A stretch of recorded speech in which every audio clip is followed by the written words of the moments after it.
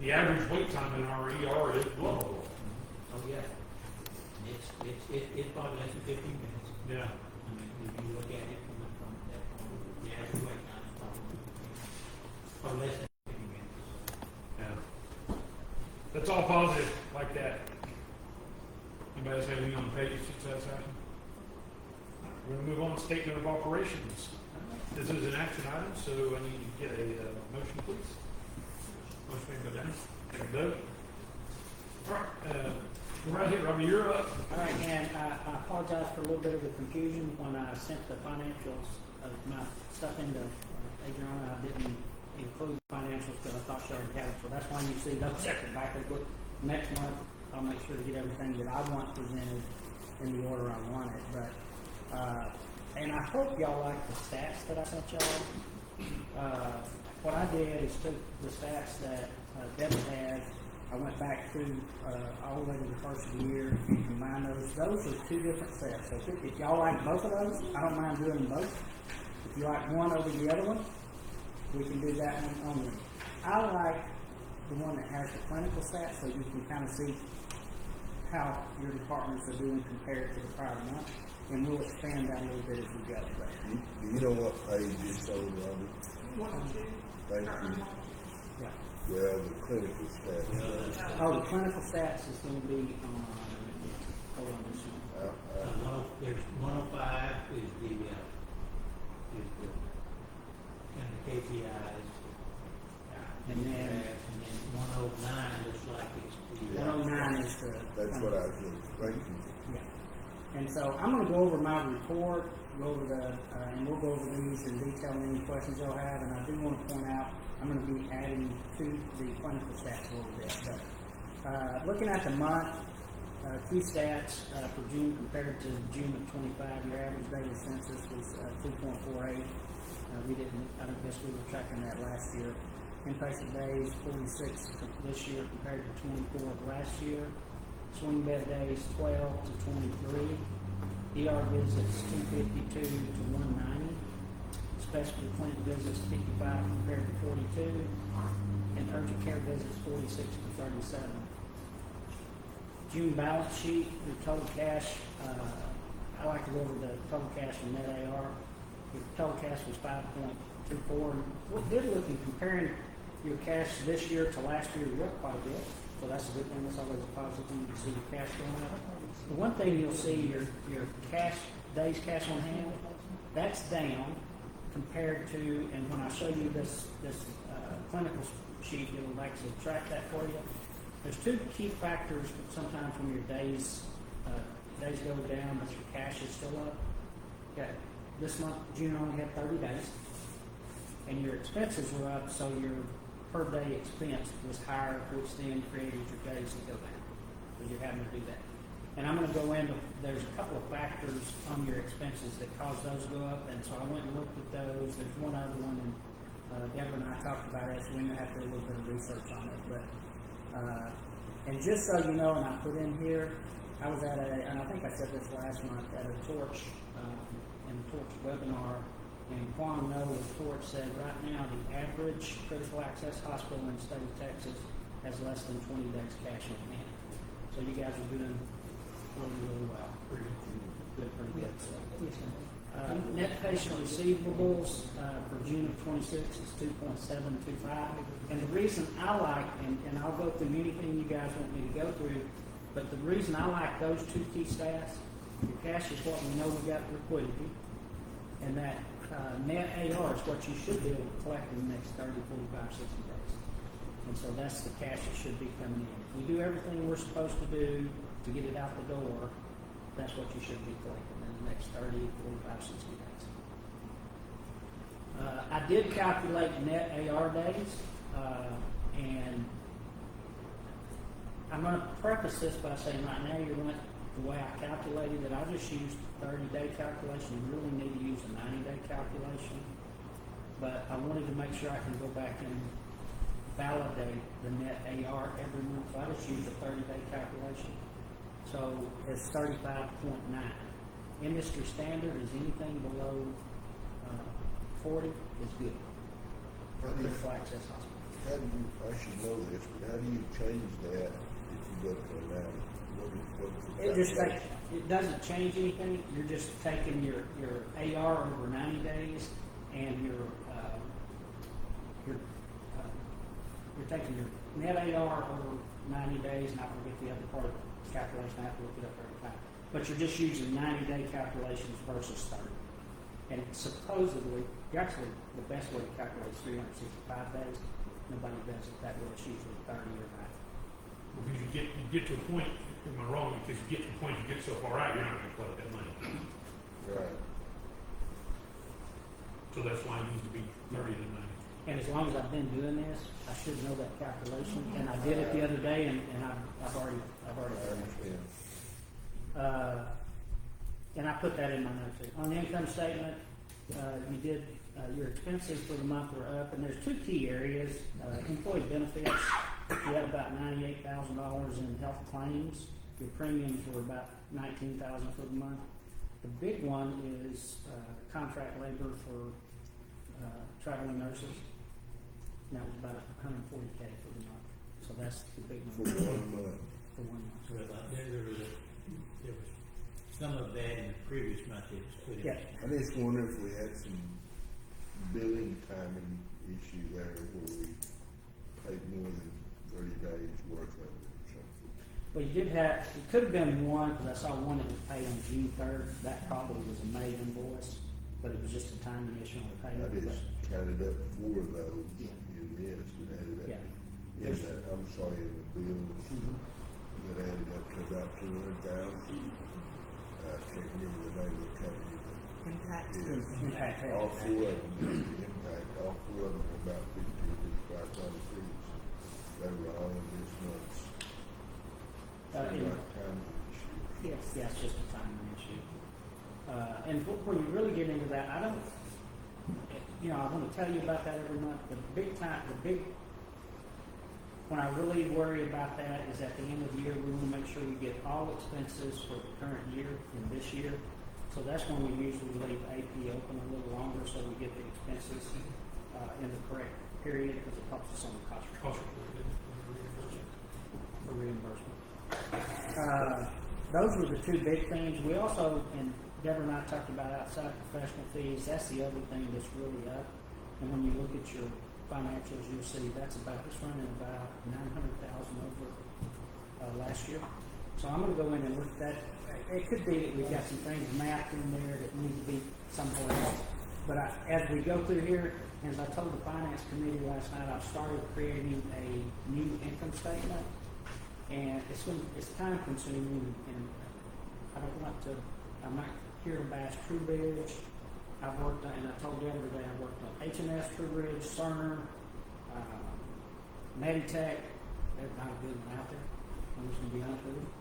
And it's very time consuming when you start building new Look at the income camera when you statements. said that. When you start building new income statements, because you got to make sure you get everything mapped.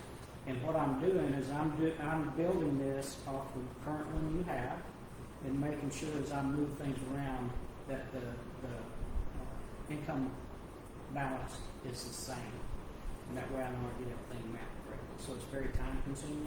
And I also want to get it set up for when you look at it, you're going to be able to see your net patient revenue, your net AR.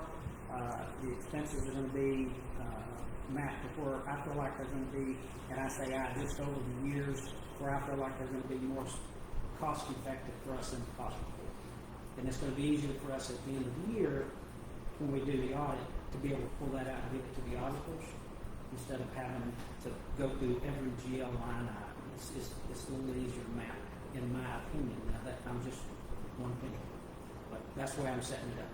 And when I get that ready, I'm hoping to have it ready by the next meeting, but if not, it'll be at the next one. I'm going to have the one that you're currently seeing, and that one, and that way you'll see the difference. And I'll bring both of those. But that's the gist of the notes. You've got your balance sheet and income statement in there. What I wanted to focus some time on today was these stats that I did for you. And I'm going to go through the first one, and it's on page 105. These are some financial benchmarks that we utilize for every one of our facilities. And this is kind of a quick snapshot of your balance sheet. So when you look at that, you've got your gross patient revenue in there, and I like to do this, and as we go through this, you'll have a second tab that will have, for next year, you'll start seeing next year, so if you want to flip back and forth, you'll be able to compare years as well. But so you go down through here, there's a couple of key stats that I like to look at. Days cash on hand, and I like to look at over the year, you're running at 138. I think I got fat fingers and keyed in the wrong number there. That should be 112 on the days cash on hand. That's got 96. That's what your report said. While you're out there, Robbie, Doc and I were talking about that earlier. In the past months, we were up in the 130s and 40s and 50s even. Mostly got up to 160 now according to this.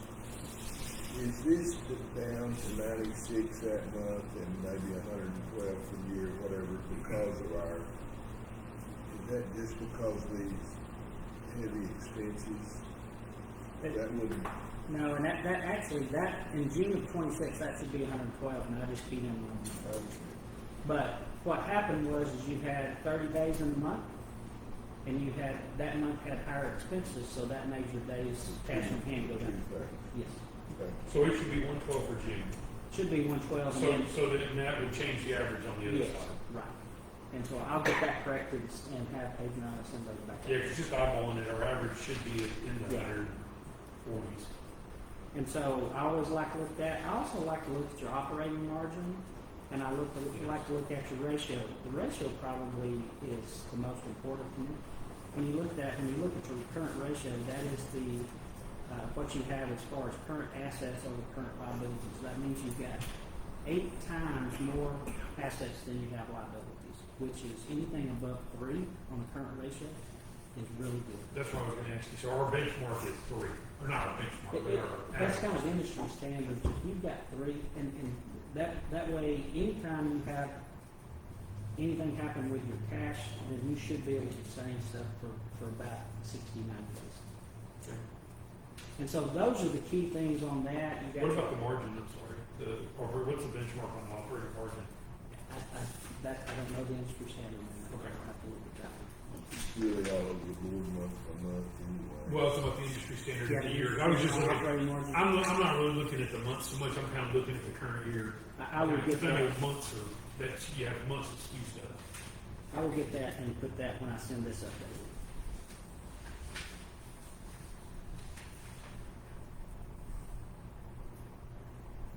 And I do want to remind y'all what I said last month. If y'all have any question and I can't answer it, I'm just going to say I'll send you an update and I'll send you the update. I'll get that to you and get it to Adriana tomorrow so she can send it to you. So I don't claim to know it all, and I'm not going to sit here and tell you something that's not correct. Also, I put some graphs in here, or my team did, so when you look at this, I'm more like to look at the stats, but some people like to look at graphs, so I put those in there. If you like them, we'll leave them. If you don't, we can take them out. Takes up paper we need, but my team seems to think it's good. It can get your attention. Yeah, Doc, So if you want to go to page 109, here's another one that's more of a quick snapshot. And I like these, and there's one in here that I haven't found that I can find the report out of CPSI yet. The doc asked me about this last night. DNFB did not find a bill. We didn't get a bill out. I haven't found a report to that. I like to track that because that'll tell you, and it usually is in dollars, so it'll tell you what we've got sitting in our system that we haven't found a bill yet. Now, when you have something that you didn't get final bill, that could be waiting on coding, could be waiting on physicians to finish their charting, it could be waiting on charges to drop. Waiting on charges to drop. Could be waiting on, we've got late charges or stuff like that. It's usually more in the coding or documentation that we have got to do with. But Slice is going to be keeping an eye on that. Slice is going to be keeping an eye on it, and I'll work with them to make sure we Because financially motivated to keep an eye on that to make sure. But it's a interesting, you put that in there, if that number gets big, that's our job. Red flag. The other one I like to look at is net AR days, and you can see, y'all have actually been running pretty good, but those are based on 30-day increments, and then once I get through the system a little bit more and make for sure, and, you know, just verify for my own, I'll make for sure to do the 90-day, and it'll give us a little more accurate picture. Accounts payable, you can kind of track your accounts payable there. Your total collections, I like to look at this one. It's not only got your total collections for the month, and I do what I did is I took off Deborah's. I just did the patient collections. Didn't put UC and different things like that in it. So that's actually patient collections. I like to look at the percentage of collections to the patient revenue is what I gauge that on. Industry standards about 48 to 55%. You can see we tracked along pretty good. This month collections were down a little bit, so we need to monitor that. But that's a good indicator of how you're doing on your billing and collections process. Now, one thing I do have a question about that because I'm looking at across here and see 51, 48, 51, 51, 40, 30. 47, 33, 55, 35, and then it says 65 on the side. Those numbers don't, I mean, I'm not real smart with math, but I know those numbers don't average And out 65%. I'll have to look at my formula in there. Yeah, there's got to be something wrong there because it just doesn't. Yeah. There's a $700,000 difference, you think, from one to the next on collections? Do what I'm sorry. Why is there $700,000 difference, you think? 3% change.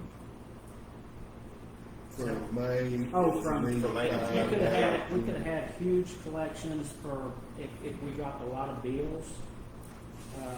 In that prior 45 days was going to hit in May. You could have some high census months, the 30 to 45 days prior to that, especially if you had inpatient and swing bed. Those are big claims that will drop and hit at certain times. If you have low census months, usually you'll have in 30 days you'll have low collections. But this is a good tracking trending for you so we can monitor. That's just a big difference. It is a huge difference. Beginning cash and ending cash, I like to look at that so you can see as you go there, and your beginning cash just tracks from the previous month, and this comes straight off your balance sheet. So when you look at your balance sheet and you go back to tie it to this, it should match. I like to take the cash balance off the balance sheet because it should take into consideration any outstanding checks or anything like that. That should be what we have cash to spend, unless you've got anything restricted. Say that I didn't know that. Say that again what you just said. I'm sorry. If You'll have to do what? So your balance sheet cash should be with everything reconciled. It should take into consideration any outstanding checks, any of those things. The only thing, and I left the line in here, if we have restricted funds, and I did see we have some funds at tax pool, and I don't know if those are restricted or not.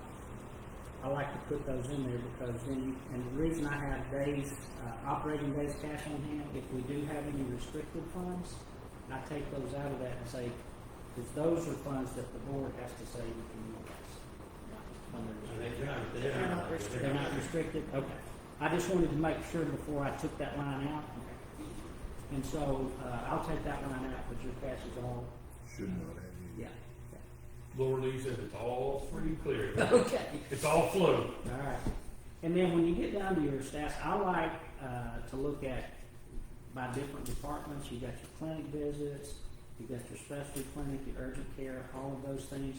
The one area I didn't have broken out is your diagnostic imaging procedures, and we're going to break those out. So whatever, if you do X-ray, you do CT, you do ultrasound, I like to give you those by modality, and that way you can kind of track and see how each modality is doing.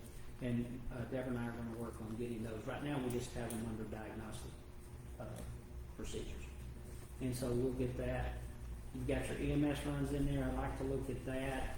That's how many visits, how many people are coming in here, how many runs are coming in your facility.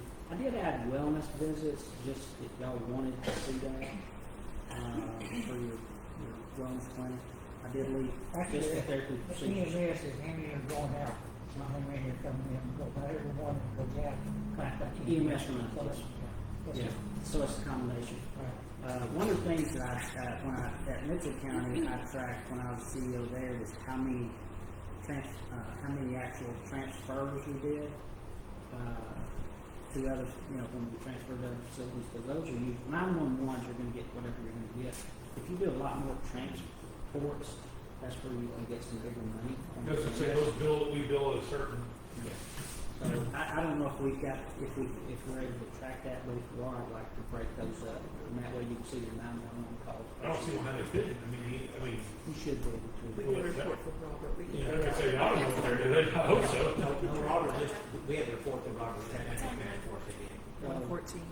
And then anything that y'all were doing on your other dashboard that y'all would like to see added in here, I took the things that were most important to me as a CEO and plugged in them when I was sitting in the CEO chair. That's what I wanted to look at, pretty much on a daily basis and then at the end of the month to say, this kind of gives me the gauge of how our facility is looking. Let me just add one thing, on the laboratory procedures, those totals, I just want to let you know that those are the total tests that were run in each of those months, but it's not the number of tests that we actually bill for. In other words, you may come in your doctor orders a CBC. Well, that CBC consists of about 4 tests. Okay? So we count those 4 tests, but we only bill for the CBC. So we run 4 tests, but we only bill for 1.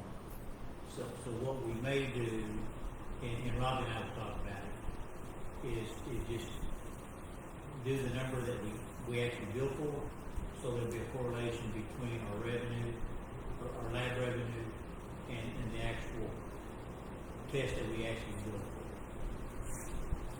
This total here, they have to keep it for the CLIA survey. They have a CLIA survey every 2 years, and they want to know every single test, how many tests you actually run. So when they run a test that's bundled, CLIA wants to know how many you ran of all the tests, but we only bill for 1. In 16,000 tests a month, our lead you believe we might be kicking them in the rear. Exactly. So anyway, I want to, and actually I just found that out last week. So for me, I told Lab all I want to see is how many we bill for, because I want to see the correlation between my revenue and the number of tests we're actually billing. And those tests, are they with equipment you guys have or we have? It's not, if there's a test y'all can't run, that's not included. Y'all farm that out, I assume. No, that should be included. Okay. Because we draw the blood, even if we send it out to whoever the. Okay, so it's We not, okay. draw, yeah, so whatever, and if they run 3 or 4 tests, then we count. A couple of other things that I wanted to point out, Deborah and I, we had a meeting with and I know Jim's going to go over this a little bit, I'll let him do that information, but we did have a meeting with the cost report and auditors today, and we figured out how we're going to separate out the CRNA. So we've already got that kind of outlined. And then the other thing that you'll see, when we get the financials, you'll see your swing bed in different, this will be part of your inpatient revenue. You're going to have that sorted out where you can see your swing bed revenue. Because it shouldn't be, it can flow in wherever you want to, because the cost report, auditing people break that out when they turn it in on the cost report. But it's something that I think would be valuable for y'all to see how much revenue you're producing from swing bed. Yeah. It's supposed to be really good business. And then just a couple other things. We did get the spreadsheet from the auditors to be able to do the contractuals. I ran that calculation. We didn't get it till earlier this week. I ran that calculation today. Next month we'll get contractuals corrected. Deborah got me access to paychecks. I did, when I was going through there, I found a report that I can, I'm pretty sure we can utilize to do the payroll accrual. and we'll get that corrected for the July, and we'll get it caught up for the year. We'll get all of that done. There's some more things that Deborah and I, Ryan, we had a meeting today, we'll probably have a meeting on Monday, go through a few more things, but it may take us a couple of months, but I think we'll get the things that you guys have asked me to look at. Should be able to get those sorted out in the next couple of weeks. Question. Earlier you mentioned, I think I liked it, in professional services, 900,000 budget in 2025, is that right? I think that's right. Let me go back. So what comprises professional services? I mean, I noticed that it's like your consultants and so forth. I mean, have we added something or something new? I mean, that's a, Seems that's good. $1 million, that gets my attention for sure. There's a couple of things in there that we'll just have to look at, but here's all of the list, and we can send it out to you, what's in there. But what I want to do is go through and see, like, you've got some things that are contract pro fees for Jericide, CT. Some of these don't have any, when I was looking at them, when I was trying to find some stuff for Jim, they don't have any funds in them. So I'm going to go through and look at all that. But to tell you what is comprised of that, I haven't had a chance to look at it, Dr. But we will get it for you. I mean, would it be possible that maybe next time, say you've got each, who contributes to that and how much do they charge us? Which is basically what that is, and, so we can just kind of get their idea around it for sure. Right. And I was wanting to do that for today, but I was looking at it, I mean, for tonight, like I did for the contract services, but there's so many accounts in there, it's going to take too long to get it ready for tonight. So I'll have that ready for y'all for next week. And on that new financial statement, we'll have line items that will be a little more specific. So it's like right now, a lot of things are going into it, should be separated out. So that, You need form. yes. So No, just Last week, that report, I think it was from Slice or from someone, it was a really great report on the insurance I will send billing. that out to you tomorrow. They actually sent it to me late this afternoon today. And So we'll have that each month. yes, Okay. yes. I talked to them and told them that you guys really liked it, and so if you could get me a report of what's going on each month. And so they said, yeah, we do that. So I will send that out. We meet on Thursdays, the third Thursday of the month, so I can get it to you before the Yeah, and so anyway, I'll also I did get it late this afternoon, and but I'll get it sent to them. I agree with Diana, it was really, it made me feel good to be able to know they were on top of that like they were. I meet with them usually every Friday. You don't have any bad feelings here. A couple of questions. On the income statement, outpatient revenue, I was looking, we're over about $5.1 million over budget for year to date. Any idea? I mean, that seems like a lot. Because it doesn't look like we're not doing a lot more procedures, it doesn't appear to me. I'm not going to be able to tell you that. In this one, y'all didn't have any price increases, right? No, we did that in October. Pain management is expected to see more and more. Well, but I keep an eye. I mean, I know he's more, but Yeah. that's $5 million. That's a lot. When you and I look at it's a lot, but it's on the outpatient revenue right there. It's a lot, but it's what 20%. And what really, if you look at it too, this month is 100,000 difference, and we got 5 million for the year. So we'll take a look at that. I'll try to track that down tomorrow and get back to you. Okay. And then recovery of bad debt. Remind me that was an audit entry, right? Is why it looks so crazy and off. Yeah, they if you remember when Sean and Brent were up here, they were talking about the UC and the dig and all that. And Sean talked about presumptive charity. So what they did is they went back like 3 or 4 years and looked at all the accounts that we put the bad debt that we did not include in our compensated care totals. So they could go back and take those and use them for this year. So in order to do that, they had to take all the bad debt, they had to put it back into current AR. And so how they did that is they did it basically by making that as a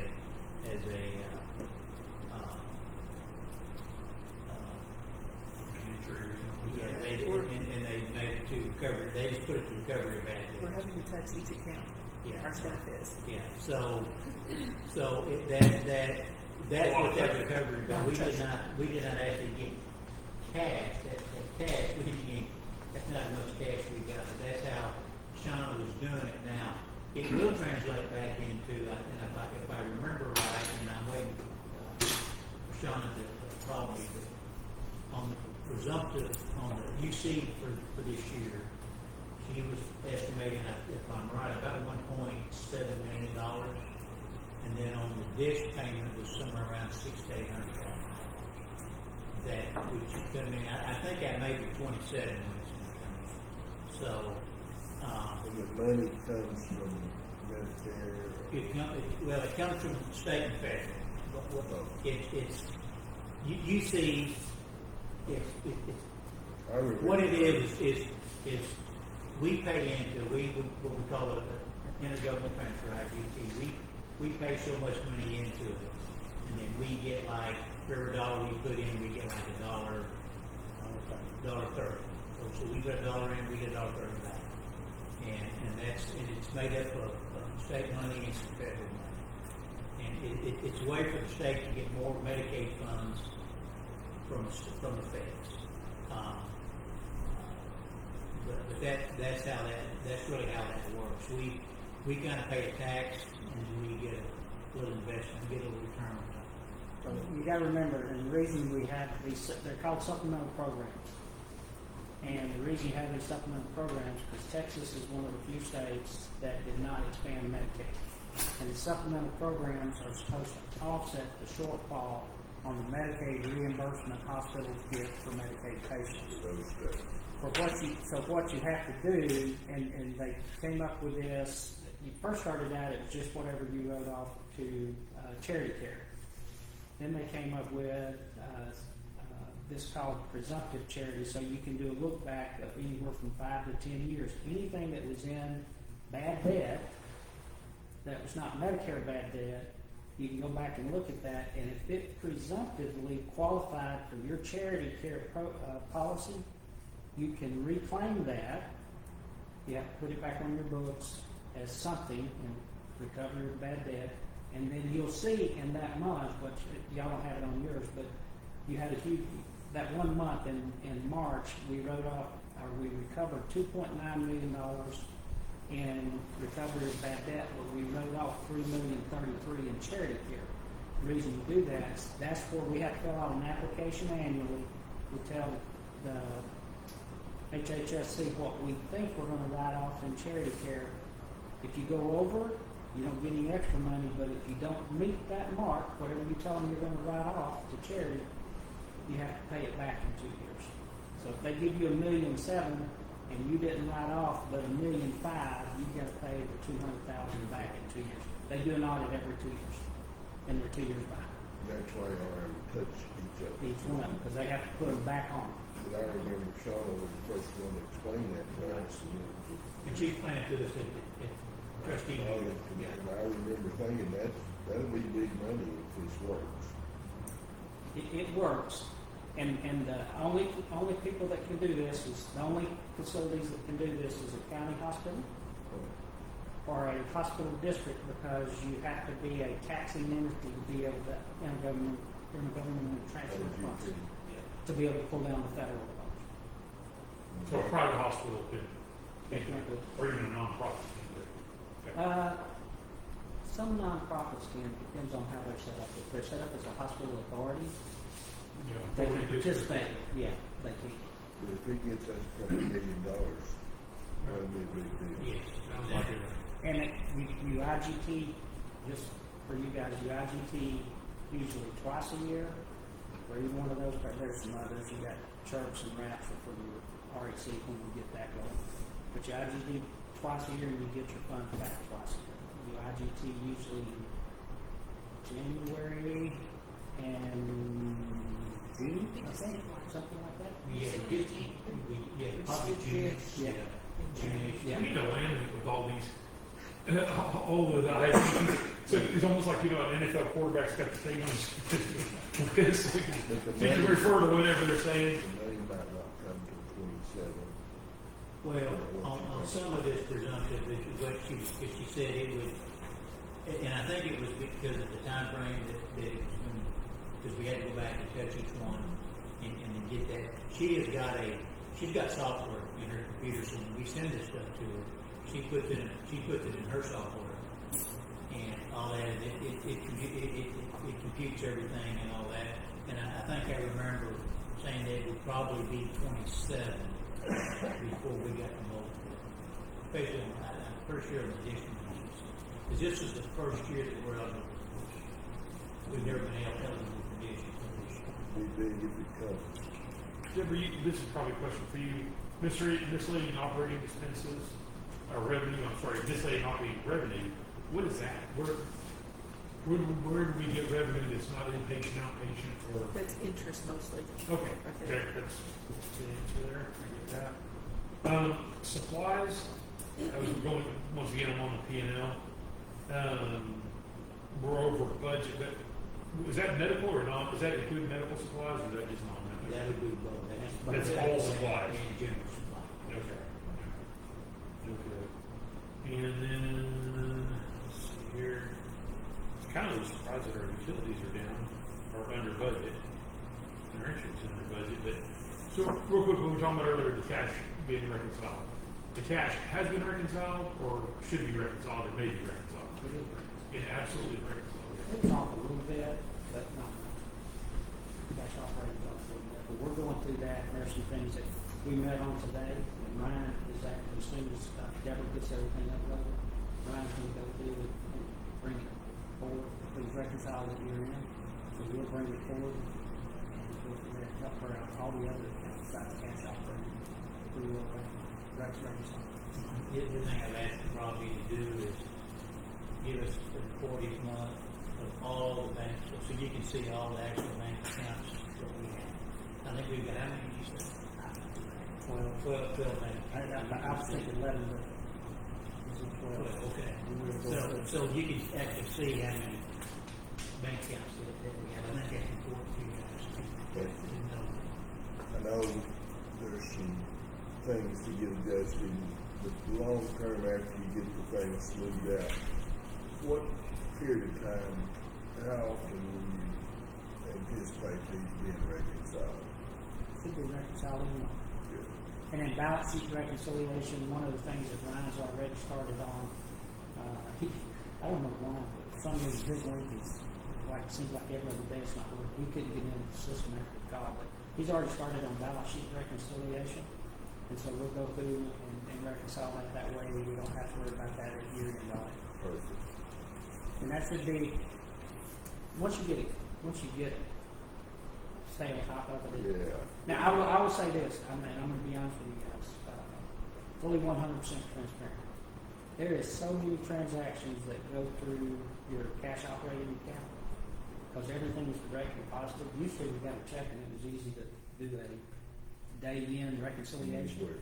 But there's so many things that are just flow straight into there, ACH'd out, different things like that. It's very complicated. We were trying to download the bank statement. The easiest way to do it for us is to download the bank statement, CSV, and put it in an Excel file, and that way it's easy because you can Tear it apart and move it. Yeah. And so we got to figure that out because the only way we could get it downloaded today was PDF. As soon as we can get that, and we may have to try to convert it from PDF. I was going to say, we got a PDF is perfect. The computer guy, oh, I did it's tell so Doug, I docile. said, I have the Adobe, the one that will convert that. I'm always a little concerned that it doesn't convert it 100% accurately. Yeah, I never used the. Terry, can you hook them up with like ChatGPT or the automatic? Well, I was thinking about that because ChatGPT and all the AIs were really terrible at math in the beginning, but they've actually, in my experience, it's actually they I got. went to school, huh? Yeah, they went to school. Yeah. Yeah, you buy had a Excel module. Right. I have a question. Being the IT guy, I'm looking at this, and the only thing that is specific to that's even halfway related on these categories on the expenses is software. There's not a breakout on IT. I assume that maybe that contracted services might include that, but do y'all pay hardware as a service with Relevant Tech? Do y'all own the computers, or is it We own the we own them? Okay, so if you bought a new computer or a new printer or whatever, is it just going in as office supplies, or is it? Going to that department. But It would go either, it's probably, for me, those things will go in minor. You know what? In minor. minor. Minor. Oh, okay. And it depends on the cost and what your capital policy is. So if you buy something that's, I don't know what ours is. Okay. I usually have mine set a little bit lower so I can put it on the depreciation schedule. But so if it's 10,000, if you buy a computer system that's over 10,000, then it'll go into making movable equipment or something like that, or it can go into minor equipment. So it helps you on the cost report. Well, I was just curious in terms of, you have internet, you've got all the software, security, all of that's probably as part of that. I guess are the managed services is what the Relevant Tech does for you guys. Okay, so help desk and all That's that. some contract services. Contract services. Okay. That's in contract. So, but you're still paying. I'm just curious because I'm just surprised that there's for how many years, and you're going to be better at this than me. I just wonder at what point. I'm not suggesting we need a CF or a CIO or anything, but because IT is in so many ways is like the lifeblood of so much information that you're using it in everywhere. I'm just curious if it's not helpful for decision making. I understand. I'm just surprised that it's not much detail. And I don't know the history here. Every facility I've been at has always had an IT director. And the last facility I was working at, they actually had 5 people in their IT department. But that CIO actually used to work for like a developer. But he was really good. We still had a backup because of cyber threats. Right. And but the facility at Mitchell, I had actually 3 IT people, and we actually then contracted with CTSI out of Lubbock to be our backup support. Right. And that way, you also have somebody that's on site day in and day out that can do. Right, but triage and right first tier. Hey, get it. You don't have to wait. And if they can't handle it, then they. But one of the things that's hard right now, and I'm just 100% transparent again, it's hard to pull those people out of the relevance and like CTSI because they can work from home. Right. Why not come work at? And I'm not saying anything bad about this facility because y'all got a very nice facility. Any facility, why would I want to get in the But car? they're just like, well, I can work from Lubbock and Well, promote into your system. Right. No. If we could find a good one to do here and continue to utilize Relevant, I think it would be great to have because I think about today because I've had 2 facilities that had cyber events and those are not fun to go No, to. they're not. And dealing with the insurance company to try to get the lost revenue back was not fun. It took me almost 2 years to get back to that. Do y'all have cyber insurance? Yes. The thing about with Relevant Tech, they're 15, 20 minutes away. So if something does happen, they can. Where are they based at? Oh, okay. So they can be Your office here. is in Redneck Culinary Academy building. Yeah. Oh. So they can be here within a very short time. Yeah. That helps us from the standpoint of do we actually need Yeah. and a lot of facilities that they have, they don't have those small, they don't have the IT guy. It might be the maintenance guy. And all they want to do is, hey, can you go there and put this blue water, this blue Right. cable into the. Right. Hey, you know what? Sometimes you just take somebody who's just above average on, and you can talk them through it over FaceTime or something. But no, but I said I'm just curious about as far as budget. Is there an IT budget that y'all? I mean, clearly, somewhere along the line you break it out, but then it's not then broken out enough here. How do you decide that number? I guess. Well, You know. we do it by cost department, which is each department, and then it takes all that and puts it into each one of these line items, and that's what Robbie's gonna do, is we're gonna have more line items that will give you guys a better idea of, separate the purchase service from the contract service, professional fees from things like that. You actually, and if you wanted to see it, we can print you a detailed income statement. And it's what is it, like 9 pages? And so, the reason most facilities, when you present your financials at a board meeting, they present this, basically a summary. Right. But if y'all wanted to see the detail, I printed it, I think Not it's 9 necessarily pages. the detail. I was just surprised that even at that level, that IT is, and I don't know, you've seen infinitely more than I've ever seen as far as that goes, but it just seems to me that in an expense report, there, Yeah, and if you don't have it in a separate department, like they've got it set up for contract services, that's why it's flowing into contract services. But we can, as I go through that, because IT is becoming, it's actually over the last 6 to 8 years, it's becoming more prevalent in every facility. Exactly right. And so we can break it out.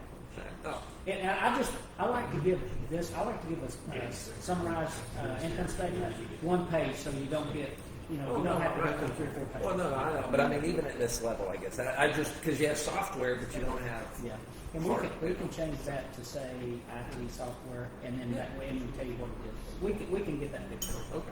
Get great And documentation. that software cost that's in there, it's really a lot more than that. It's a lot more than that, so. Yeah, that's it. The other part is somewhere else. Okay. Yeah. Any other questions on the, go ahead. If you go to page 110, that's a couple of big questions. Are these charts relevant to Clay County Memorial Hospital? Yes, sir. So why does it say Congress down the front? We just forgot to change the title on it, because I copied it from one of our other facilities, but I got that changed. I noticed that, and I just didn't. I mean, get it changed. but the figures are Clay County. Figures of Clay County. Just the title. Second question is, I mean, they eliminated April, May, and June, pretty much.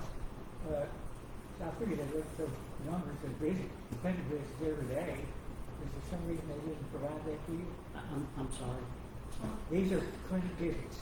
Right What there, where it page, says Doc? 110.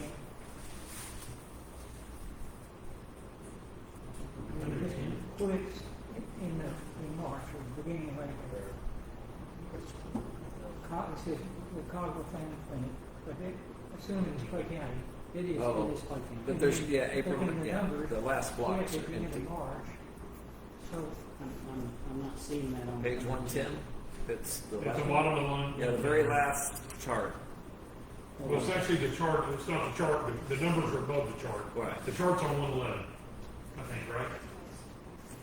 Oh, no, I'm sorry. That slide shouldn't be in there. Okay. That's the wrong slide. Wrong slide. all right, Get that slide. thank you. I'll remove that slide. Any other questions? My fault. What to do with the statement of operations? Comments, questions? All right, we've got a motion second. All in favor to accept, say aye. All same sign. With those changes. That's unanimous. Okay, obviously Rhonda's not here, so if you, I guess one of your questions, if you had any CNO questions, because she's not here to answer them. Her report is, the report's in there, read it, but if there's something you don't understand, you need to shoot her an email and find out. And then the CEO report, Okay, and mine is not in here. Our OR equipment that we got from KLS is here, and it's gonna, they got it here, it'll be, hopefully finished, installed Monday. I did talk with Dr. Lamont today. He's kind of plan to come on up sometime next week and take a look. And he thinks we've got everything needed so he can start scheduling the surgery here. And he was excited that it's here. Our CT machine has been down for about a week. The folks at Shimatsu, I don't know if they truly know what's wrong with it. What they told us was, after 2 or 3 days or whatever, that there's not enough power going to the machine. And Bryce, I, and Lori Simmons, the radiology supervisor, had a meeting with the guys at Shimatsu, at the team meeting, and asked them, and what they said was on the transformer that's in there, the transformer is a 45 kV WKVA, and their specs called for 75 KVA or KVW, whatever that is. And so I said, well, what guys, now wait a minute, this was put in 3 years ago. Yeah. And I said, you guys evidently approved, signed off on what was in there. And, you know, I guess it's worked okay for 3 years. Yeah, has the machine changed, or have Yeah. y'all changed that? And the answer to that's no. And he says, well, we've replaced 4 tubes in that machine in the last 6 months, which is very uncommon because one of those tubes will usually last many years. And how much are they? They're expensive. Are this under warranty? $100,000. Did they- Yeah, oh, we they- got it okay. under warranty, yeah. Anyway, so we said we think there's just not enough power that's getting there, so we had to order another transformer. It got here yesterday. The electrician put it in. I think they finished up today. I haven't been able to get back there to see it. Is that transformer out on the pole? No, that transformer's inside the city. Did they order the correct one this time? Yeah. As per manufacturer stuff? We ordered one, the 75. Good question. Now, I'll tell you this, in talking to the electrician told me and Bryce both that he doesn't think that's a problem. I would think if you're having a tube issue and you're underpowered, it shouldn't be doing it. If you're overpowered. No, well, let me correct you on that a little bit, the misunderstanding of that. Low voltage to a lot of electronics puts more stress on the components. And they did say that. Right, They did that say is absolutely true. It can absolutely cause, just so y'all know, I was in the Air Force, I was in avionics, and so I got to a lot of that experience too. So, but anyway, just Anyway, yeah. so we're going to see if that's not the problem, then they're going to I'm going to have them to reimburse something of that transformer. So, And how long ago was this installed? 3 years ago. At least 3 years. Now, what we have done is in the rural Texas Strong grant that we applied for, we got applied for $1.8 million of equipment. How much? 1.8 Thank million. you. And we do have a new CT machine in that grant. So if we get it, if we get enough, that may Doesn't not. on the 45 kV. How quick before that will materialize? I actually got an email a week ago, or maybe when I was on vacation, when I was looking at my emails. They thought they might be able to tell us by somewhere around the 15th of July. I've not seen any emails about any of it, but they're hoping that they'll be able to get us. Originally, they told us in September. So we have like a contingency plan in place if this CP doesn't work. Yes. If we get that grant. If And if we don't get the We're grant talking about $700,000. for our Well- new CD, and if we don't get the grant, Well, if we don't get the grant, I'm telling them, they just need to bring another CT. Let's say we're still under warranty, Yeah, right? it's under warranty. So they just need. So we're not on the hook for a new CT. So- So this was brand new 3 years ago, or If I'm not mistaken, the hospital bought that with their COVID money. Is that I right? think we bought it in 22. Okay. It's- So 3 or 4 years. 4 years. but nobody's admitting to this signing off on the 45K when they're recommending now a 75. Well, Bryce said they went back, they did go back and look, and he said in their specs for this machine, it did say a 75 kV. It did say that. But the engineers and everything, when they installed it, because they installed the machine, they signed off on, who is that, Jim? Sumatsu, the CT folks. And they brought it to us, they installed it, they put Well, the we bought, 45, I'm sure we bought the transformer. but they put it in. But put it in, but they would have to sign off that everything is fine before they would let us start using it. That was a prerequisite to even get the equipment. Is you guys have to have and initially the spec said 75, but they somehow at 45 got it. I have no clue how, no one knows, Bryce doesn't know how that happened, but What the new transformer cost? 14,000. What are we doing in the meantime since we can't do CPs? We're having to send it To, to United Regional or to somewhere else. So basically, a lot of our EMS, is on the road when it comes to if they don't need a CT scan, they're going. What's the loss there? It's very lot of loss. So we lost a lot of it. I don't understand our contract with Shimatsu, but everybody looks, we don't know about rational insurance companies, but we've got a lease or a purchase agreement with them. We own that.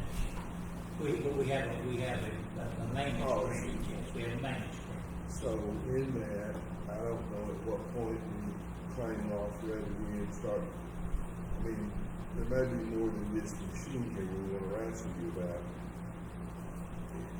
I don't know how long it's been Well, out, but that's gonna, in the agreement, there is not anything in there about loss rate. And actually, I don't think I've ever seen anything in any of the warranties that I've ever had that ever had anything about loss rate. but the time factor is an issue. It very much We need is, to talk on it. and we told them that in the meeting we had, the guys, I understand, these are very complicated machines, very, just electronic, and there's a lot of sensors in there, all that. I understand that, but guys, you gotta understand, it's not only a revenue thing, but it's a quality of care issue. We've got to be able to take care of our patients. Hospital can do CT. Yeah, and so, and I asked him, I said, well, okay, this is not the problem. What's the next step? And they didn't have an answer for me. I mean, factually, they're kind of liable because they installed the proper transformer, which is, We installed the we transformer. did, okay. We installed, but however, they should have never signed off on that Right, yeah. to use it. Because I asked him, I said, okay, if it's not powerful enough, how is it working right now? And he gave the analogy of, he said it's like, you got a car engine that is not powerful enough to really do it. It'll still drive that vehicle. It may be redlining as far as that, but it'll go so far and then it's gonna break down.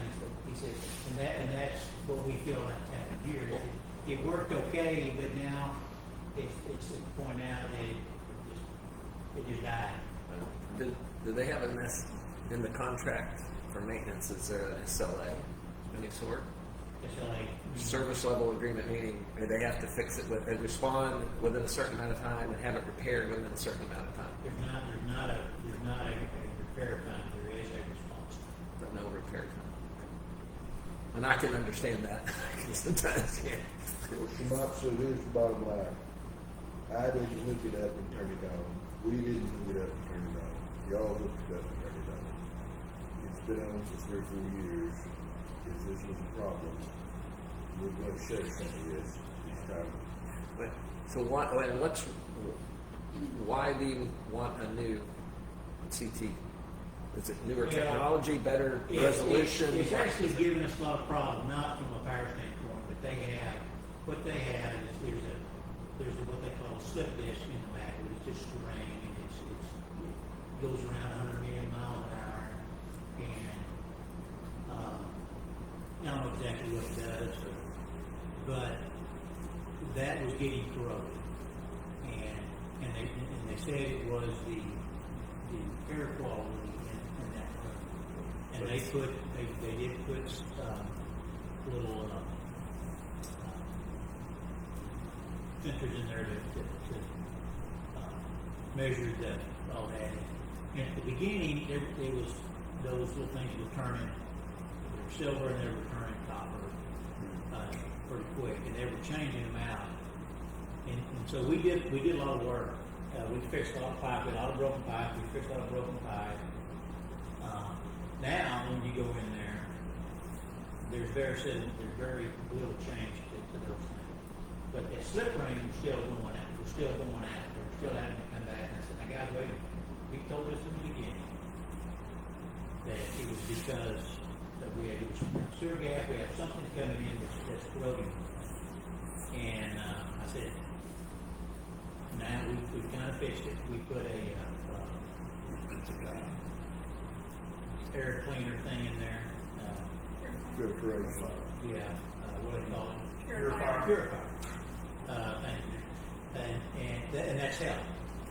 But that ring is still having problems, and so my personal opinion is that it's kind of a limit.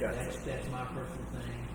It's not that there were a lot of those machines that during COVID they went out and sold to a lot of hospitals. That's one of those things you have to go. And the worst one of all was ventilators. We got a ventilator that never worked.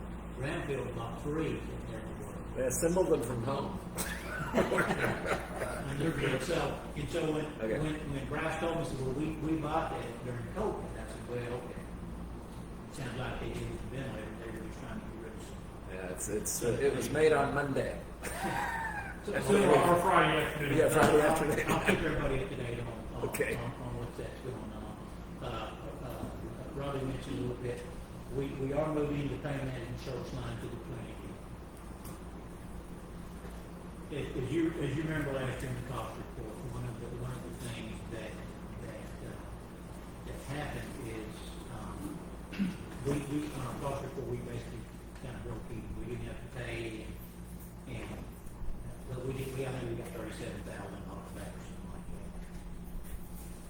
But it was mainly due to our pain management program because it was in our OR and the year before our cost to charge ratio was like 77 cents on the OR.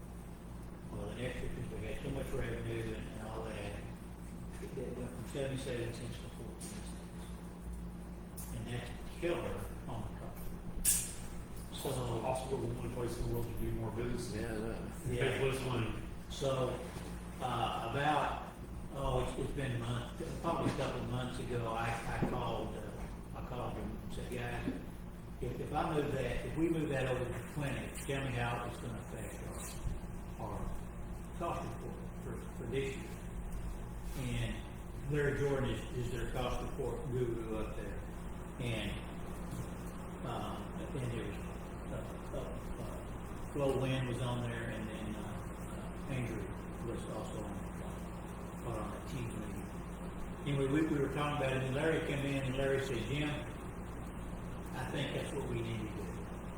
I think that the first thing we need to do is make pain management its own department. Get it out of OR, make its own department.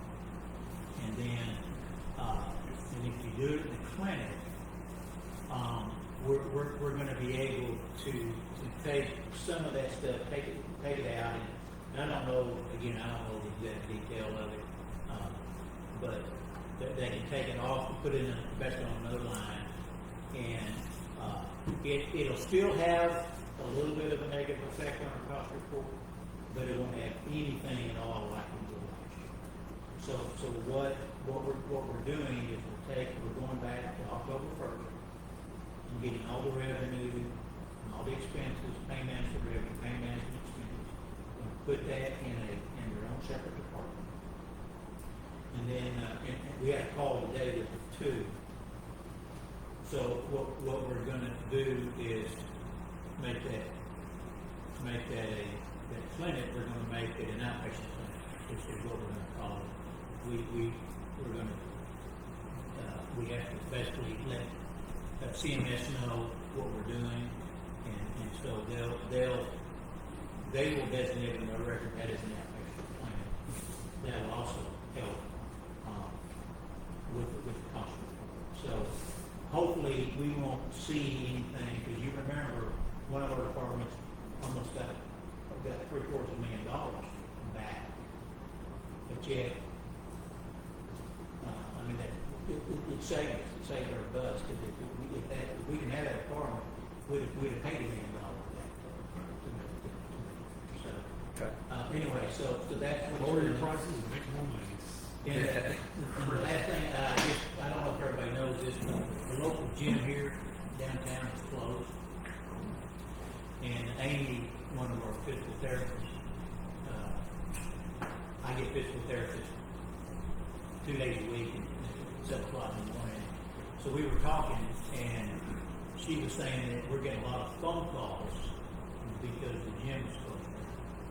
And I did have a local gentleman call me, and I'm not going to say who it was, but he said, Jim, could we come up and talk to you about some things we would like to see with your wellness center? Be glad to come on up. So I've got a meeting scheduled a week from Tuesday, which is coming Tuesday, with the two gentlemen. And kind of listen to what they say. And it sounds like there may be some good news in it. But I will keep you guys informed. And once I get listen to them, and I'll next month I'll report out. You're assuming maybe more usage of our gym, maybe revenue from that? Right now, seniors are free, and then if you're single, there's a price, and never know. I don't know what the prices are. Right. And then if you're a family or a couple, there's a price, and everything else. The jiu-jitsu gym, and they're starting to we can raise some money that way. And that's all. That's it. Next month I'll have a little bit more of a legislative ballot, because there's some things starting to happen in healthcare. So I'll have a little more data on the legislative happenings that's going on. Good. All right, move on to the next item, discussion of creating hospital district. We are going to meet next month with the August 8th, with the foundation meeting. Foundation's August 16th. August 16th. Okay. So we're gonna meet with the foundation. I mean, if anybody has any comments or anything like that, where we left off last month, if you remember, is we were gonna talk to we talked to the foundation, and they said they wanted to put it on their agenda. And of course, I think we all agreed that if the foundation and or the commissioners court aren't for it, it's probably a losing thing. So for the commissioners court, it seems like they're on board, and we'll have to see what the foundation says next month. So don't really have anything new. Does anybody have any comments or questions or anything about that, or just want to hang loose and see if the foundation gives us the thumbs up, and then we can bring it back and make a determination whether we want to move forward or not. Right combination. Well, I think it's the key. Yeah. Yeah, if they're on board, then we have a shot. If they're not on board, we might as well just don't worry about it. Okay. Next item, discussion of the community, the CCMH Board Strategic Planning Workshop, which is going to be on Next Saturday. This Week from the Saturday. the Saturday the 25th at 8 o'clock in the morning, and it's going to be over at the Wells Fargo building, or used to be Wells Fargo building. What are y'all calling it now? Bridge Street Annex, The Bridge Street Annex. Over the Wells Fargo building over there. Where you vote. formerly known as. Used to vote, yeah. Yeah, so it's going to be over there. We're going to start at 8 o'clock. And, we're going to try to shoot for about 1 or 12 to 1-ish as far as finishing up. We met yesterday. I will bring breakfast burritos, so don't worry about having breakfast. I'll have that. I'll get up early and do that. So we met yesterday, came up with an agenda. Robbie and Jim and I worked on it, and then the finance committee met after that. So Doc and Charles have looked at it as well. So we've got a pretty full agenda. I talked to Brent, and I sent Brent today, Brent liked it. Okay. He liked it, he said, I liked it, we can go. Good. So, Okay. he's got it. Signed off on it. So we're going to have of course, the Brent, the auditor will be there. as Brent well. Fuller, Yeah. So he's gonna be kind of facilitator. Ian, that's On the, did we agree on the budget we're going to present it to Jim Board, or what's the plan on this? yeah, I think you're going to present. Yeah, we're gonna present the budget with the corrections that the finance committee did yesterday. Next month, because we get, Judge, when do you all like to have that budget from us? As soon as possible, July the 25th when we get, or 27th when we get our appraisal district. We've got to have a preliminary budget posted, I think August 1st. So we'll have to approve a preliminary budget August 1st. So sometime between now and then, but obviously your deal, we're not going to approve the budget until towards the end of August. Will be the final. We'll go with what we got. Did we approve something to start with? No, it's going to be. It's later on the agenda. We're not there yet. It's under new business. Yeah, it's under new business. Yeah, but some of the corrections and stuff, and that Robbie made those corrections, so. That's all, asking for right now. Okay, so anything else about the planning workshop? So clear your calendar and be sure that we got a lot to talk about, and I think it'll be a very good, informative thing for us, and hopefully kind of start a plan to kind of focus on a 1 to 2 year and a 3 to 4 year plan for the hospital. Moving forward. All right, the next item here, we don't really have any updates on that. We're going to go ahead and table item C right now. And then we're going to move on to new business.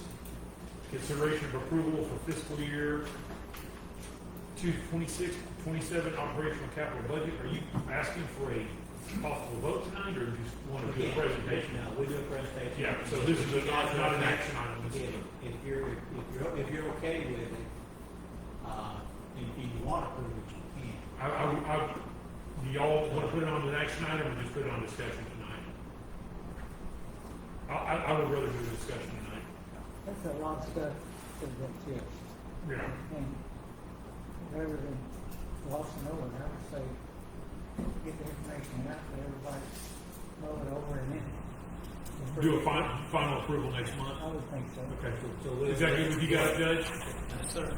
Okay. Laura Lee, actually, I'm sorry. Laura Lee, is that okay? I better talk to the boss.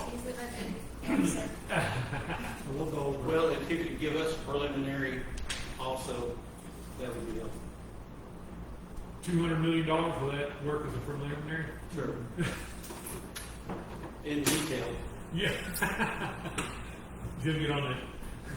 Yeah. All right, so let's go ahead and talk about this. Okay, and Bobby on that. What page is this? It's on page 120. One? So if you look at 120, I took the first 9 months and when I first sent all of this out, Doc asked me if I could do something that projected it out for 12 months, but this is your year-to-date through June projected out. If we left everything kind of the same, you go to page 121, you can see your projected base, and then I put some assumptions, growth assumptions in beside that. 3%. There's a few that don't have anything in them, and we're going to walk through those. But like on your revenue, I put a 3% increase based on your projected actual. So if you look at inpatient revenue, it shows a projected actual on page 121, I believe it is. 2.5 million with 3% increase is 2.576. So you can kind of see that, and then it breaks it out by month, how we would split it out throughout the year. And then I set this up just like our income statement, so it's laid out just like that, so it flows through there. And then we'll have to go in and budget for each line item and break it out in that when we upload it. Look like miscellaneous operating revenue is quite a bit more than 3%. And I meant to take that out. We had some other things that's where your supplemental income go into, and we added $750,000 there for UC and ditch. So I'll make that. I meant to take that one out. So it'll be broken out, it'll be its own separate line item? When we get the new income statement. Yeah. Okay.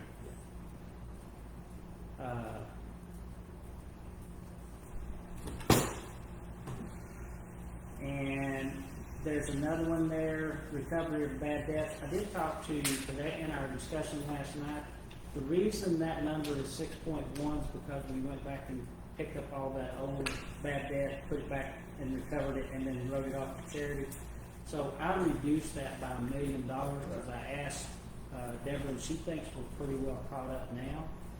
So we're thinking that it won't be that much. But each time we get those files from Blue, I keep on calling it Discovery, but it's Blue, we have to recover that bad debt and then put it to charity. So it could be right around that $5 million, because the more you do, the more you get back in that uncompensated care and district.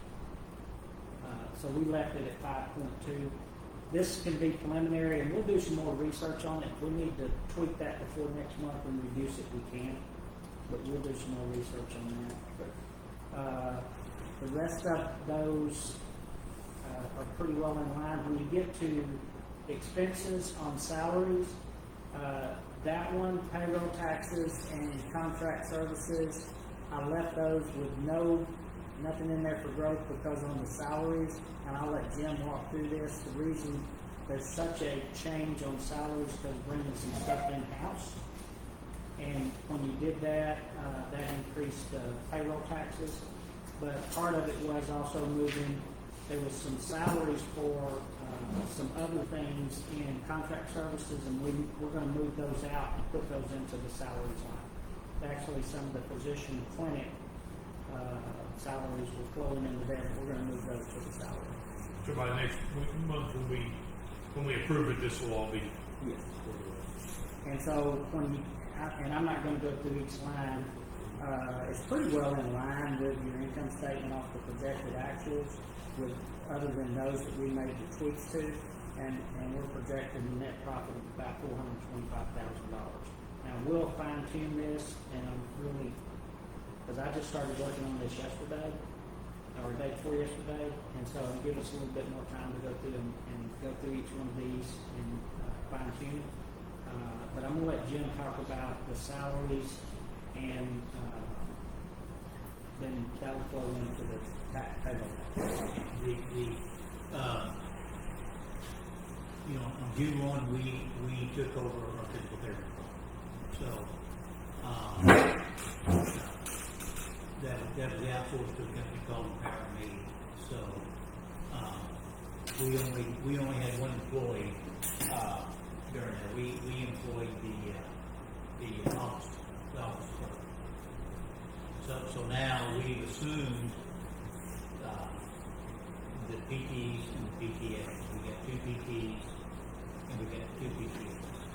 So that, and I didn't put that, but that comes up to, about $500,000 a year for all that. And that includes, an increase, I think, a 3% increase. But that will drop our contracted services, right? We'll be no longer. Yeah, the contract, that will be reduced by, I don't, one of the problems we had was, when I first got here, they had 2 PTs, and very busy, and their parames, they billed us a percentage of gross revenue. And you kind of see that when the one physical therapist, her husband was in the military, she was pregnant. She had her baby and she basically never come back. Plus her husband got married. So, and then from that point on, they had, Empower Me had a problem of getting another therapist. They did get one therapist. He was here for a while, and he dropped down to part-time, and then he left. And then Kathy, basically, for the last almost 2 years, has been a therapist to get in there. So, you kind of look at it, patient numbers kind of reduced a little bit. We had the opportunity to actually hire 2 therapists. Very good therapists, and they complement each other very well. Amy Mitchell and Amy is Henrietta. Henrietta Lane. She'll probably really beat me up next time I go visit therapy. Be careful. Yeah. And Why does my neck hurt so bad? I've been physical therapy on my shoulder. but she does some things that we didn't have before. She does she does a service called dry needling, and I wish I could explain it to you. It's something kind of like acupuncture, but it's not. And so she brings, and she's a manual therapist, which means she's kind of hands-on. She gets in there, and I'm a post shop for that, because she's really working me. I need it, don't get me wrong. And then Christine Gonzalez, she does have some home health experience, so we're going to be able to also, our home health agency is contracted a therapist. So once we get Christine and then get that, then we're going to bring our home health back into the physical therapy. So we'll be able to, we won't have contract service, that'll come off. And then,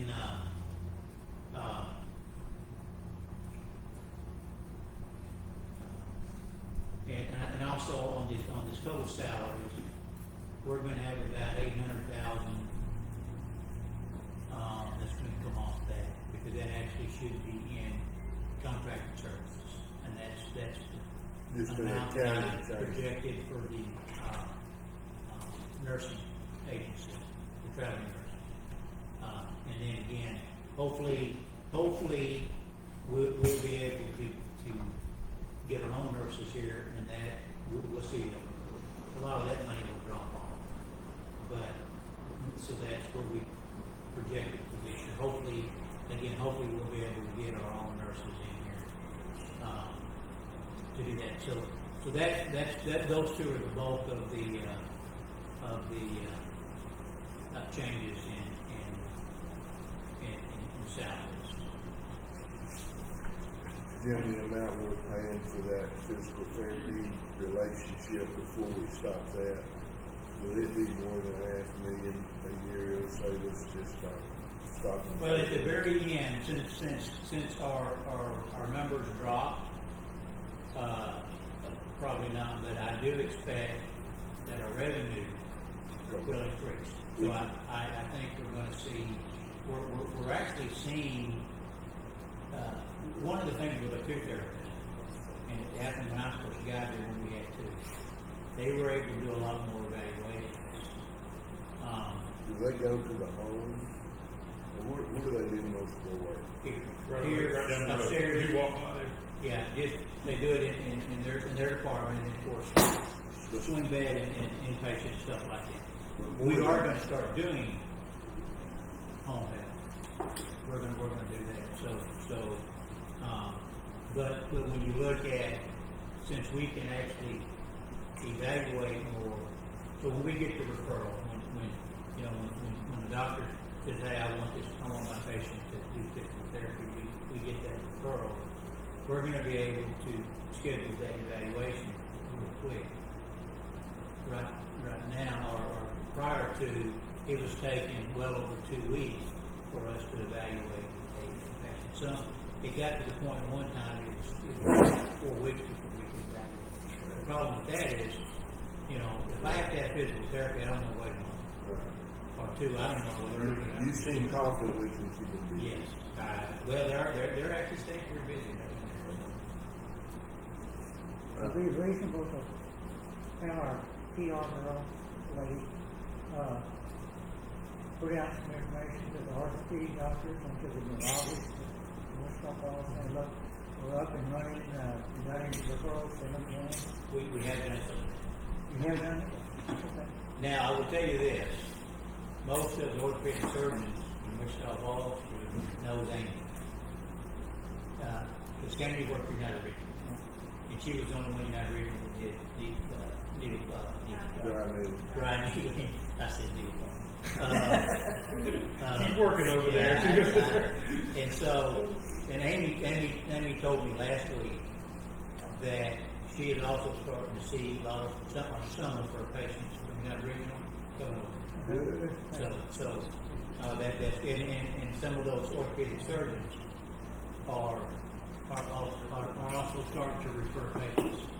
Especially if they think they need dry needling, they send them over. So they live here. Christine lives in Wichita Falls.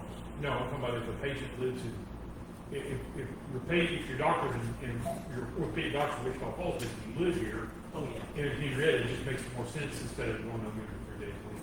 So I'm actually pretty excited about PT department. I think I'm expecting big things out of the PT department. So I'm excited. It's good here. Two things. So one is about salaries. I mean, what about raises and how? What is that? It's there's included in. Okay, so there's It's like ragu what is spaghetti it? sauce. That's in What there. does that translate to then? 30%. Okay. Now that is, raises are merit based, and the board will decide either 1%, 2%, 1%, 4%. Right. So raises are not guaranteed, so to speak, until the board approves raises.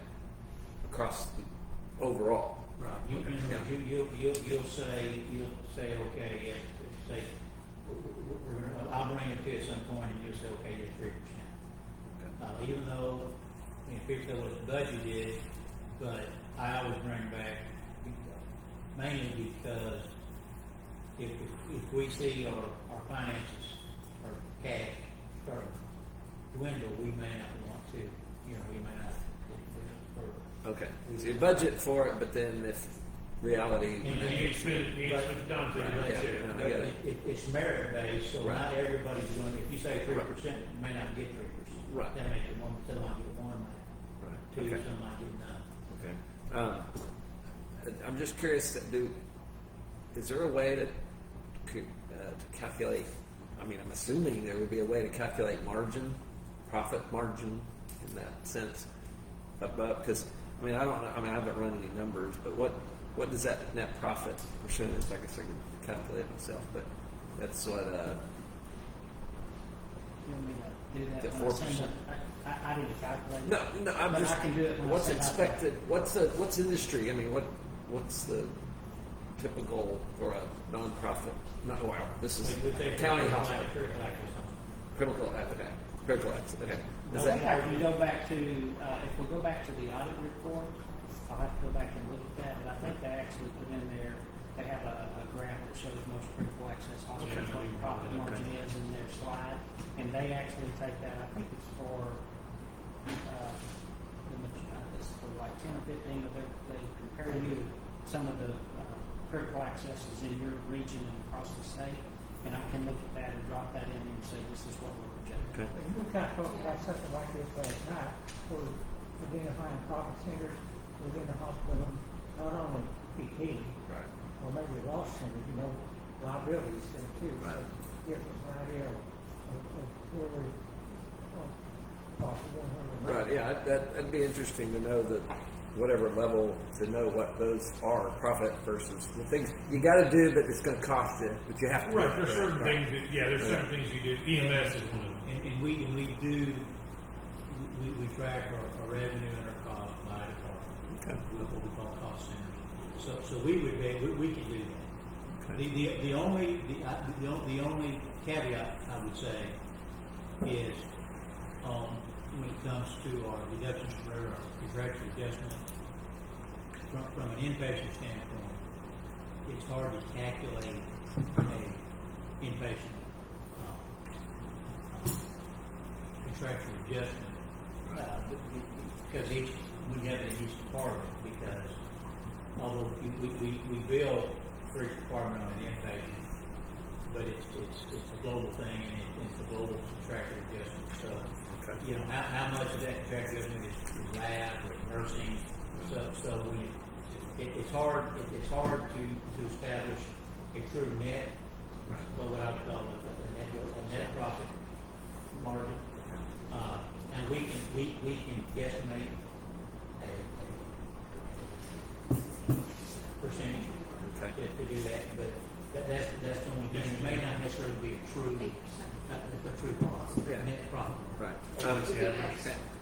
And then, so as far as recruiting nurses in particular, what is, I mean, does this address anything as far as? Yes, we have, we did, increase some shift differential. We actually, what we did is,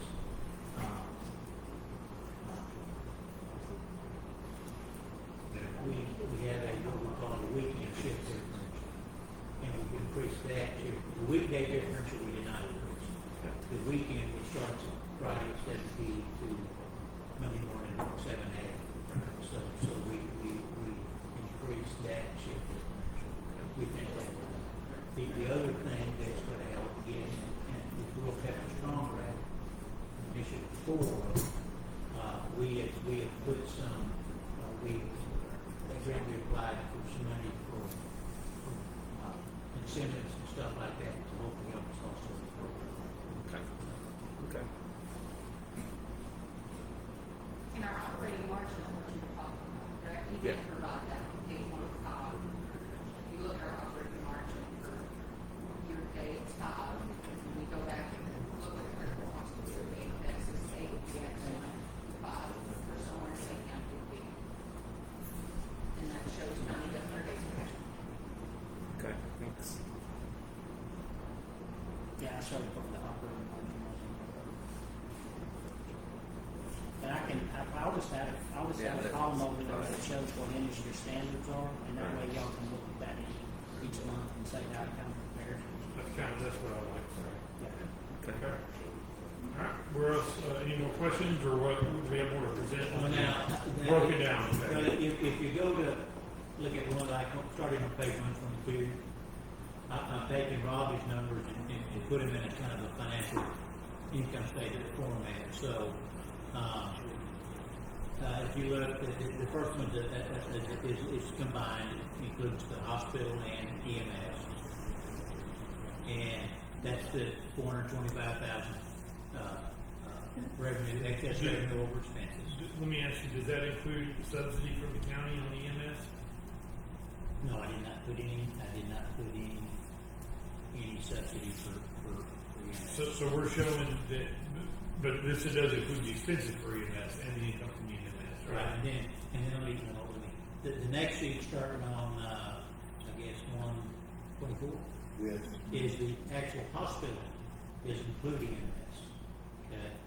And that's, and basically the bottom line showing, 758,000, profit, just for the hospital. And then the last one is the EMS, and it's showing, I'm showing about a $333,000 loss in that. Now, one of the things I do want to say that when I send a monthly report to the commissioners on EMS, I make that's actually a cash statement. So I show them what we collected that month, what was collected that month, and I show them what we spent that month. And that's what they pay, that's what they reimburse us on the subsidy. It's based on that. That's what that's based on. So that's the true way to say, okay, from a cash standpoint, how much cash are we actually losing? It's not based on a gross revenue, because remember when you get with EMS, you're lucky if you even collect 50% of that revenue. So instead of doing something like that, we just show strictly cash, how much cash did we lose that? Jim, Best that's a I question. remember, I'm sorry, best I remember over the last 6, 7 years, it was an average of 400,000 to 600,000 a year. Wasn't it? Yeah. We had a pretty clear chart there. I'm sorry, go ahead, Judge. Would you guesstimate how much we write off on EMS per year? I could probably, Ballpark.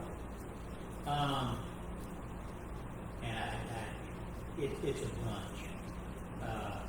And It's probably, well, actually, since we went to merger fund, it has improved a little bit. The collections they've improved.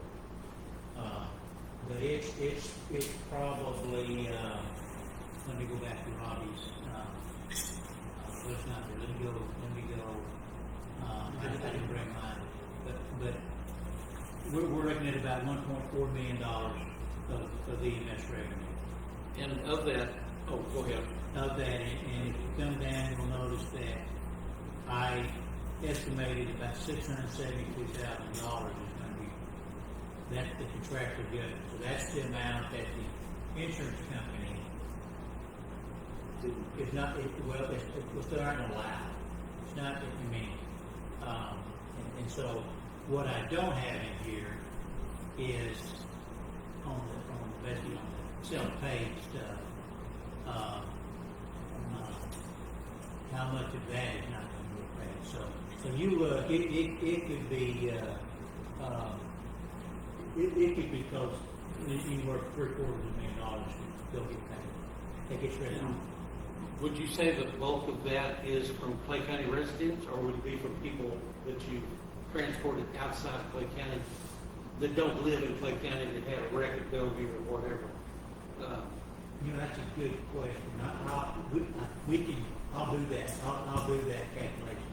And Because, the reason why I'm we can asking do that.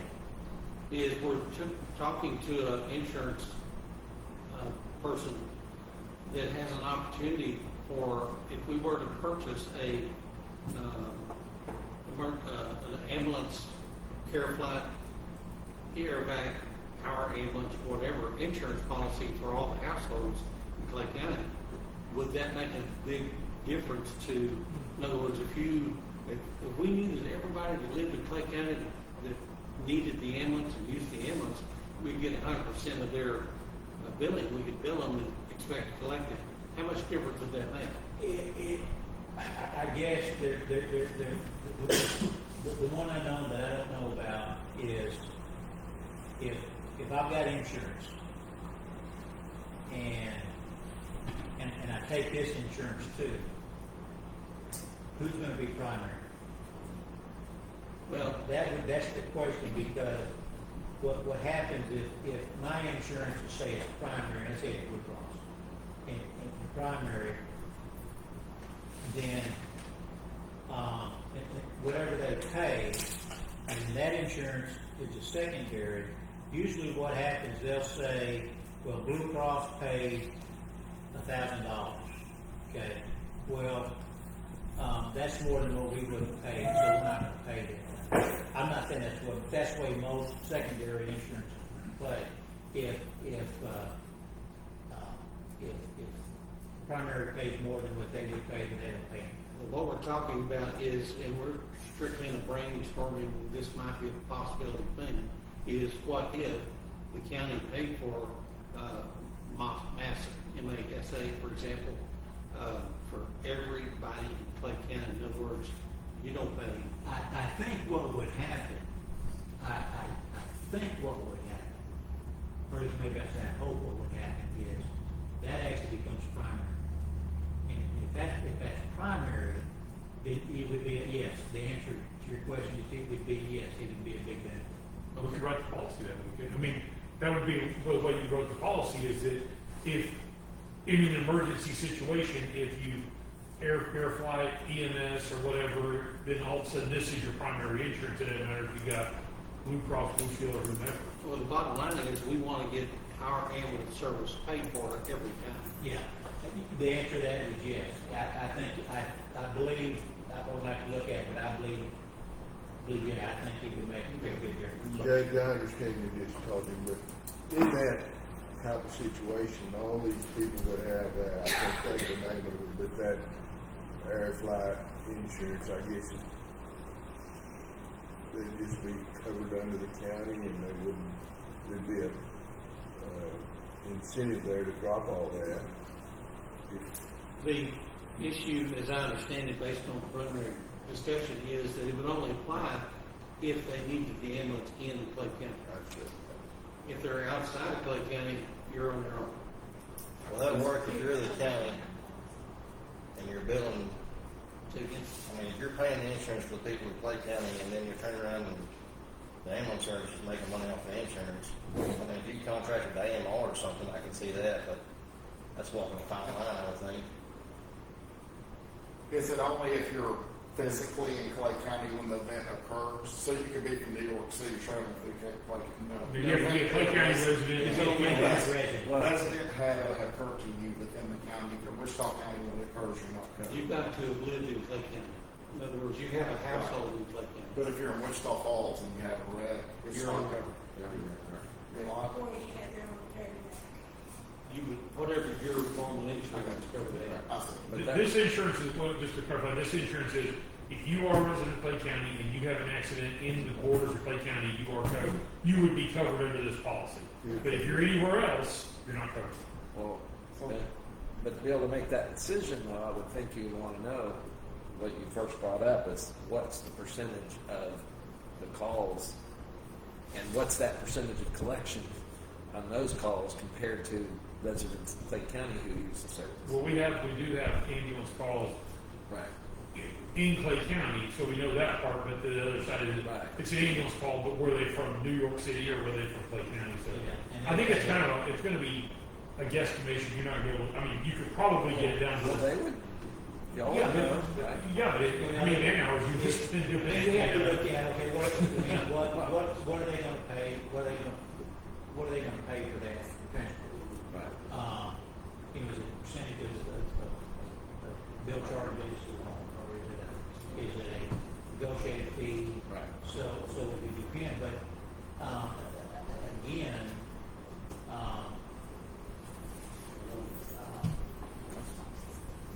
I've never seen the data on exactly how many calls we make that are inside the county line. I know we have that data and we are beginning to present it where we do it by zip codes, but those zip codes don't follow county lines. well, as far as I know. my understanding is if it's in Clay County, the accident happens in Clay County, and they pick them up, and they may take them to Wichita Falls, it's still gonna be covered, right? No, I understand. Well, because because it's Clay County. Right. Yeah. Okay. But I think what Doug brought up is a good question for him is, would they deny coverage because we're using our own ambulance service? What I was getting at is like I've got 5 tickets to range. If I hit if me and somebody else on my own pickups hit each other, it's not good, you know what I'm saying? That's what I was saying, if the county owns, if the county's paying the policy, and they're turning around and the ambulance service is charging the policy, I don't know, you know what I'm saying? And I hope it works, because that's a great idea if it does. The county's not actually gonna be sending the bill, the hospital's gonna be sending the bill. Just the insurance company. Yeah. But we're paying a premium, hospital sends the bill. Yeah, so they probably don't even know. There's no cahoots there. I could see where somebody might argue it somehow, but I mean, just to get the insurance. It's worth looking at, and I'll certainly Yeah, the administrator want to make sure that it was, want to confirm with that. Do you have an estimate of what the premiums will be? I do. It's high. And that's what we got to decide, is it worth it or not? That's what I was trying to figure out, from Jim, what the actual money is. Right, if you can, let me know what they're gonna pay per call, because,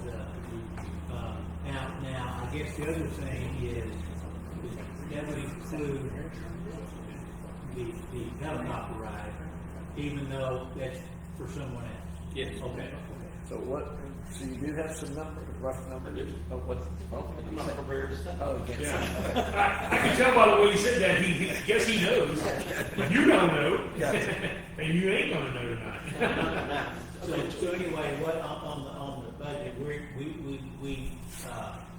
still need to tweak some stuff, but I think we're pretty close. I think the budget, actually, the numbers are good numbers. And like any budget, it's a guesstimate. It can go a whole lot better and go a whole lot worse. But, I thank Robbie for helping me do this, and his spreadsheets are a lot easier to read than my spreadsheets were. So, but we'll tweak these numbers, get it out to you, and then, and we'll send, or you a copy too, so you'll have it. And, anyway, but if you got questions or anything, holler at me, holler at Rob.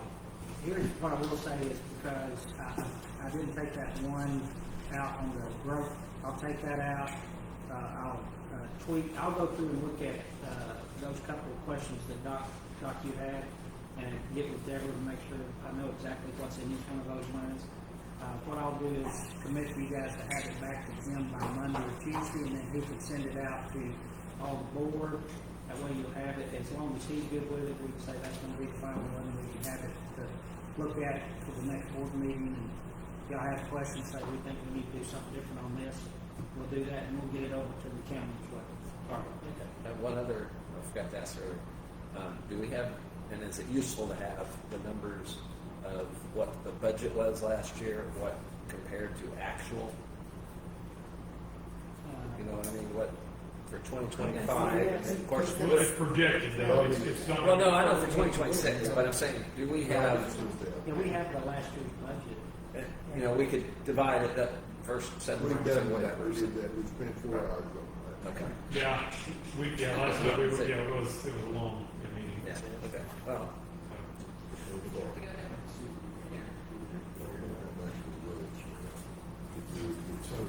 Any other questions about that? So everybody good? Does anybody have any questions about the budget tonight?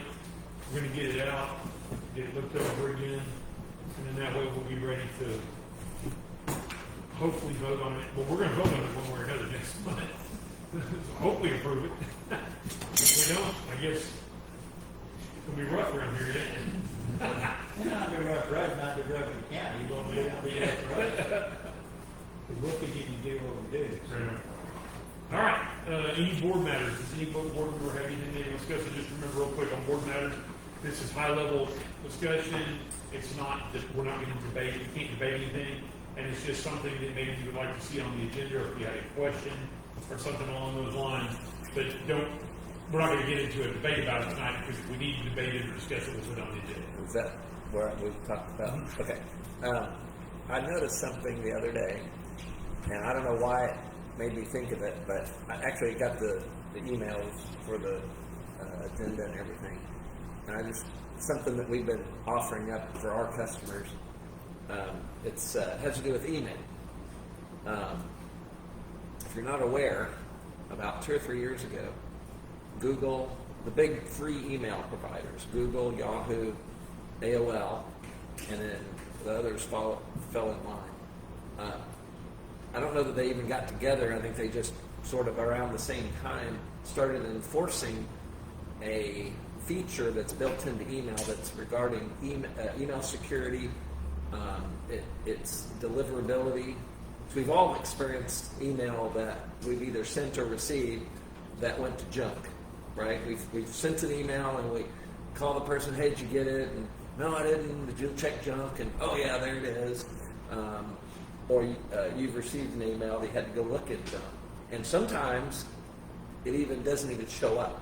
It just never shows up. So this feature, it's a thing that nobody except for IT guys know, but it's something that you guys don't have. There's 3 components. There's actually another one, but that's minor. But it's called, it's referred to as DMARC, D-M-A-R-C. It's an acronym. There's DKIM, and then there's SPF. They all work together. You can think of DMARC as an envelope that has been sealed up, has a broken. If you can see the broken seal, it's encrypted. There's some things that it does that knows it hasn't been intercepted in between, and so when that's there, when this DMARC is there, it increases the reliability of the not just reliability, but the reputation of your emails. Your domain what's the domain? Well, it doesn't matter. We're Right. getting But too anyway, deep into it. just what I'm saying is that domain has been blessed basically in a way that makes it more likely it'll be properly delivered, because then it won't be thought of as junk. And then the SPF determines what email servers are allowed to send on your behalf. That's where spam, well, a lot of spam comes there, but they're spoofing your email address. It prevents that. And then DKIM the DKIM is the envelope thing. DMARC is the piece that it's based on. It's the rules by which you tell the world what to do with junk email. And that we don't have. That's what And we we do not have DMARC, and that is you need to have a DMARC policy set. So I'm suggesting that you get with relevant tech and bring that up to them. And you can go look at it yourself if you want to go to mxtoolbox.com and put in, there's some little buttons you can click, and you can call me or whatever on that. But you definitely need to do that, because if you're experiencing that, and whether you are or not, you are, whether you know it or not. And it just basically is something that is a big push. The bigger companies are doing it. And so we're just little fish in that if you don't do it, then you're not going to do well. So I'm just making a suggestion that We would get a hold of Reverend Jack. yeah. And then right, and there's one other one you might want to look into. For our size, it may or may not make a big deal because there's a higher expense involved. It's called BIMI, B-I-M-I. But you have to. Do y'all have a trademarked logo? Okay. And so if you have a trademark logo, it's still going to cost you $1,500 a year. But it is like the ultimate way of doing all of this. So look at that. There's going to be, and they probably would include it hopefully in your services, but it's a minor cost overall for them to monitor, because this isn't a one and done. It's a continuously monitor. You have to continuously monitor that. So if you're for your businesses, you might want to check that out too. For your own. All right. Does county have all that? Oh, yeah. So Anybody else? You guys comments, questions? All right, we are going to convene the executive session for the following purposes. Texas Government Code Section 551.071 and Texas Government Code Section 551.074. There will be no actions taken in closed session, and any actions will be taken in open session. And it is